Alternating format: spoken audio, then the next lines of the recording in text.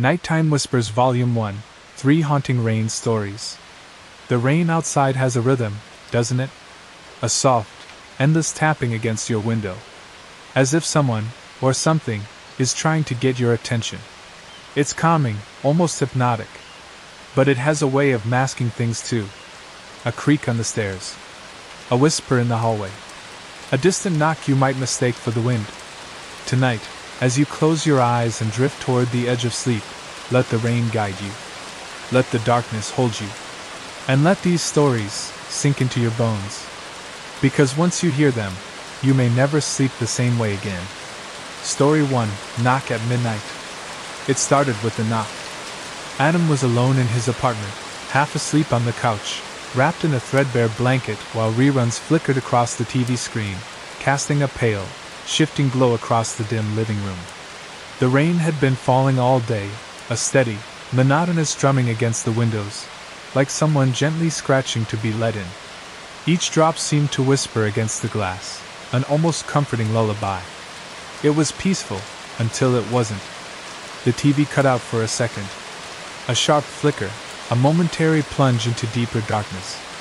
The screen went utterly black, then erupted into a violent burst of static, a harsh, white noise that grated against the quiet.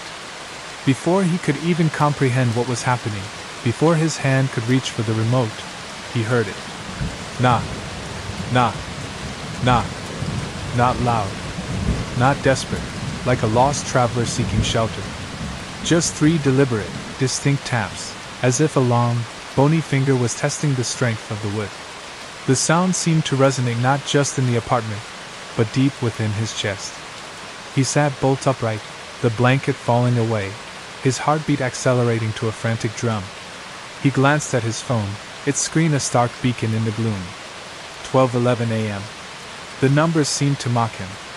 No one, absolutely no one, should be at his door at this hour. His friends knew better, his family. He muted the television, plunging the room into an unnerving silence that was broken only by the persistent rain and a faint, rhythmic dripping sound from the kitchen sink. He strained his ears, listening, waiting. But there were no more knocks. Just the steady pulse of the storm. Cautiously, every muscle tensed, he stepped to the front door, his bare feet cold against the wooden floor. He pressed his eye to the peephole, his breath catching in his throat. Nothing. Just the dark, empty hallway of his apartment building. The dim overhead light in the hall cast long, distorted shadows, making familiar shapes seem menacing. But then his gaze dropped. On the worn doormat, just beneath the peephole, were footprints. 5 of them. Bare. Soaked, leaving dark, glistening marks on the mat. They were spread wide apart, unnaturally so, as if someone had pressed their entire foot down with immense force. And disturbingly, only 3 toes on each. Not 5. 3. They led directly up to the door. But not away. There was no trail of receding steps. Adam stood frozen, a cold dread seeping into his bones. His hand shaking, reached for the knob. He opened the door just a crack, a sliver of the outside world invading his sanctuary. Cold, damp air rushed in, carrying the scent of wet earth and something else, something metallic and sharp. The porch was empty. No one in sight. Just the rhythmic sound of rainfall, now seeming louder, more insistent, and the faint, sickly buzz of a distant street lamp struggling against the darkness. He closed the door slowly, the click of the lock echoing unnaturally loud in the silence. He leaned against it, heart hammering, trying to rationalize. A prank? A hallucination? But the footprints, the 3 toes. That night he didn't sleep. He sat on the couch, knife clutched in his hand, staring at the door until the first gray light of dawn bled through the curtains. The next night, he stayed up intentionally, every light in the apartment blazing. His heart braced for whatever might come. He had even propped a chair under the doorknob. Nothing happened. The hours crawled by, the rain a constant companion. He almost convinced himself it was over, that he had imagined it all. Until the lights blinked, a single, ominous flicker. Then, with a soft hum, the power went out. Total, absolute silence. The kind that presses in on you, that feels heavier than air. Then, knock, knock, knock. Louder, stronger, more insistent than before. It wasn't a tap, it was a demand. The entire door seemed to vibrate with the force of it. He didn't move. He couldn't. His muscles were locked, fear a cold, paralyzing grip. The knocks continued relentless, a steady, maddening rhythm that seemed to mock his terror. He crept toward the door, inch by agonizing inch, his eyes fixed on the dark wood. But then he saw it. Something wet trailed across the wooden floor, glistening faintly in the faint light from the street lamp filtering through the window. Water. A thin, dark stream, coming from directly under the door. It smelled faintly of stagnant pond water and something else, something sickly, sweet. His phone buzzed in his pocket, a sudden, jarring vibration. An unknown number. One new message. "Let me in." The words burned into his vision. He dropped the phone as if it were scalding hot. It clattered to the floor, its screen still glowing with the chilling message. He scrambled back, fumbling in the darkness, and locked himself in the bathroom. Huddling in the corner, knees drawn to his chest, and waited until morning, listening to the relentless knocking and the wet, dragging sounds from the hallway. Now, every night at the same time, precisely at 12:11 a.m., it returns. 3 knocks. Never 4. Never 2. And he knows with a certainty that chills him to the bone. One day, something will answer. And it won't be him. Story 2, The Locket in the Attic. Emma never liked her grandmother's attic. Even as a child, the space unsettled her, too quiet, too cold, as if it existed in a time separate from the rest of the house, untouched by the warmth of family life. Below, it was a place where shadows seemed to cling, even in the brightest afternoon, and the air always felt heavy, thick with unspoken memories. The scent of aged wood, forgotten textiles, and something faintly metallic always lingered, a smell she associated with secrets. After her grandmother's passing, Emma inherited the sprawling, old home. It was too large for her, too full of echoes, but she couldn't bring herself to sell it. Alone one particularly dreary, rainy afternoon, the kind where the world outside seemed to weep, she finally forced herself to climb the creaking, narrow steps into the attic. Each step groaned under her weight, a protest against her intrusion. The air in the attic was stagnant, smelling strongly of old wood and secrets long buried. Dust motes danced like tiny ghosts in the single, weak beam of her flashlight, illuminating cobweb-draped furniture and stacks of forgotten boxes. She moved slowly, her own breath loud in the oppressive silence, her skin prickling with an inexplicable unease. She found a small, unassuming wooden box tucked away in a forgotten corner, almost hidden beneath a moth-eaten tapestry. It was marked simply, inelegant. Faded script, Lucille, her grandmother's name. Her fingers trembled slightly as she lifted the lid. Inside were keepsakes, faded sepia-toned photographs of stern-faced ancestors, delicate, brittle letters tied with silk ribbons, and at the very bottom, nestled amongst dried lavender, a small, ornate gold locket.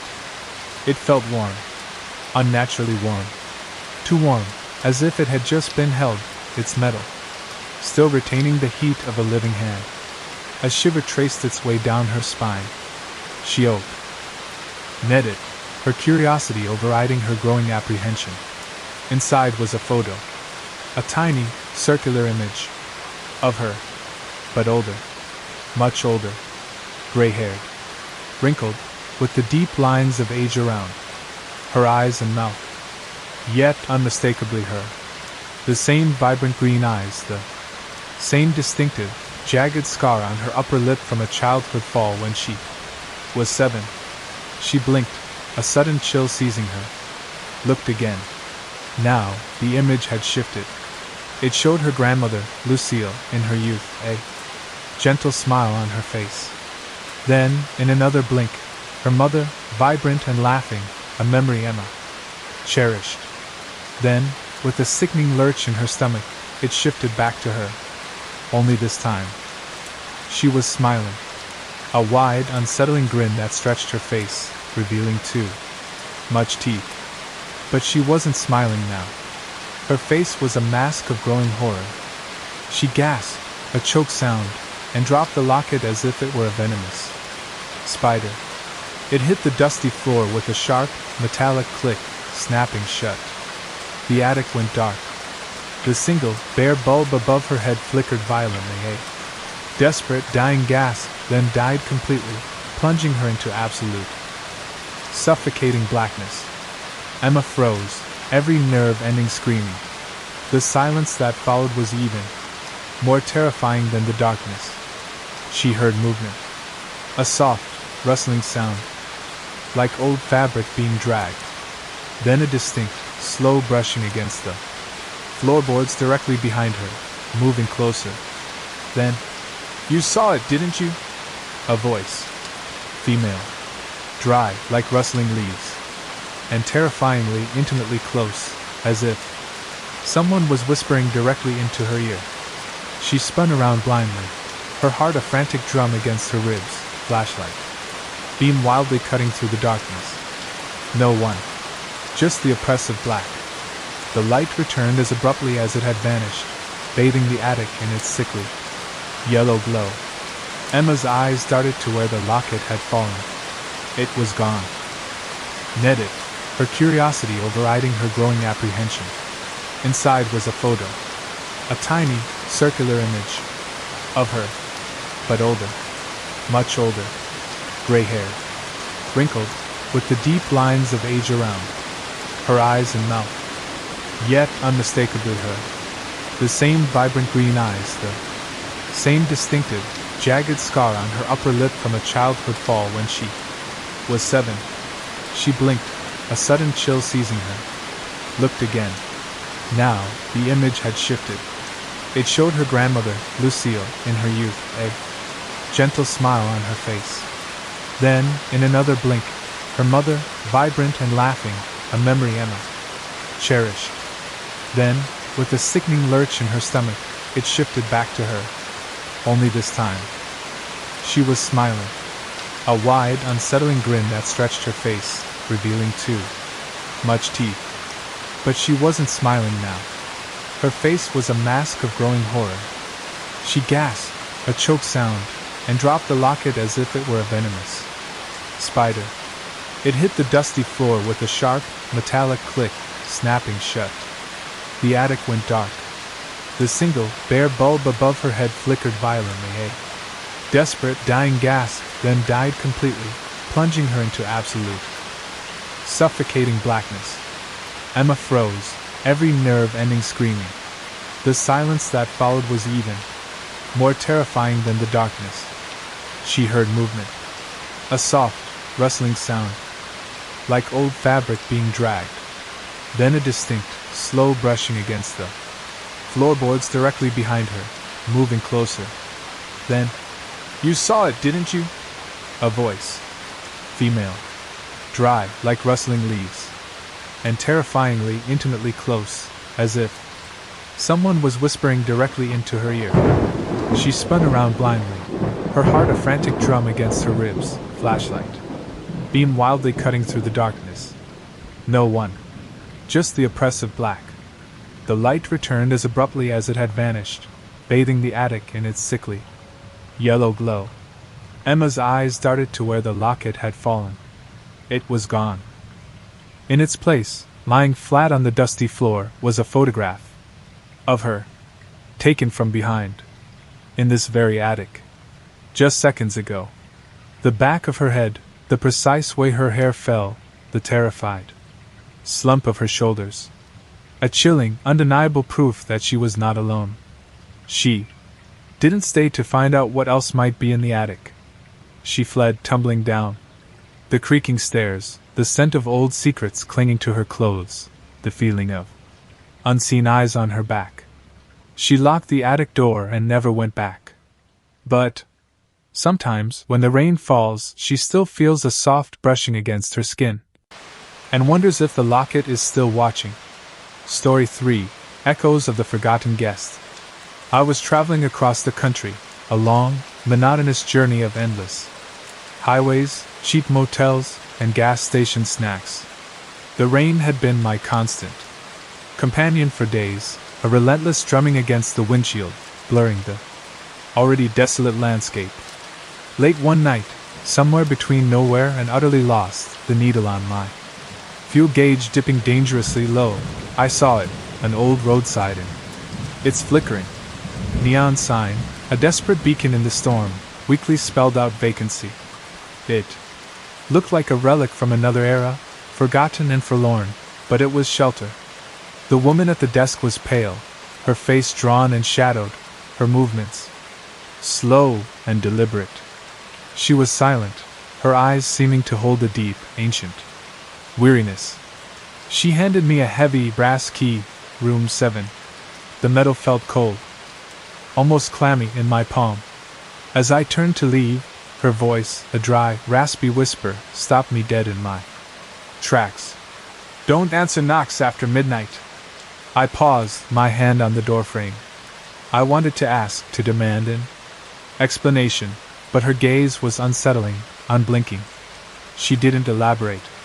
She simply stared, her silence more chilling than any warning. I nodded, a knot forming in my stomach, and hurried to my room.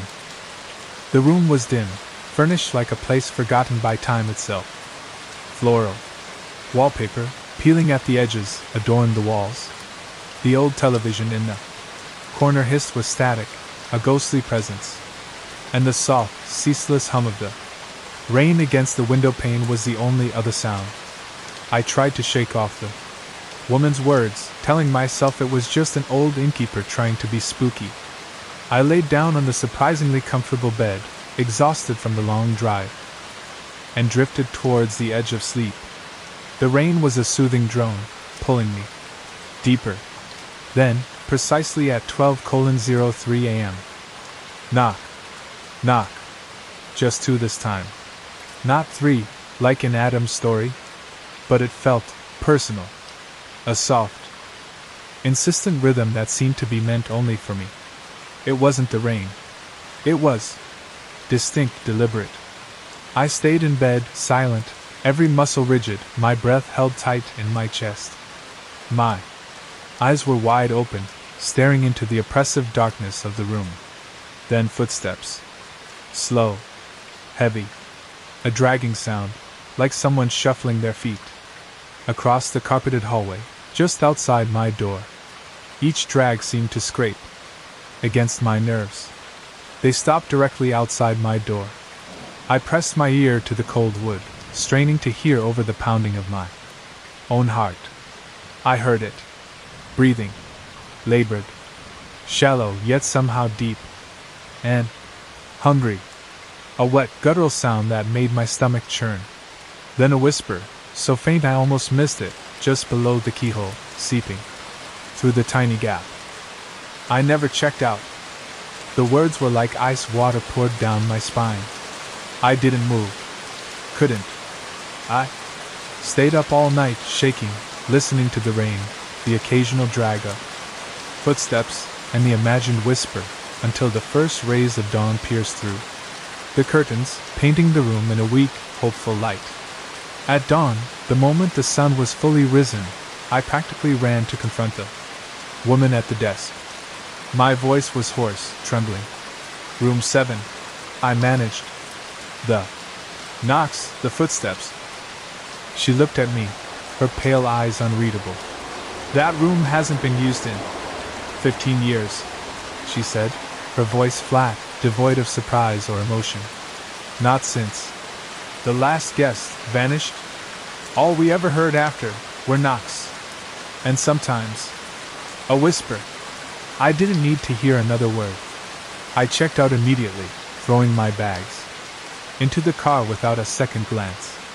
But as I drove away, the rain still falling, I saw something in the rearview mirror. Room 7's window. It had been closed when I arrived. Now it was wide open, a dark, gaping maw. And standing there, silhouetted against the dim interior, was a man. He stared out at me, his face indistinct in the gloom, but I could feel his gaze. He smiled. A wide, knowing grin. And then, slowly, deliberately, he waved. Rain covers many sounds, but not all of them should be ignored. The knock, the breath, the whisper that sounds like your name. Sleep well tonight. And if you hear someone knocking, don't open the door.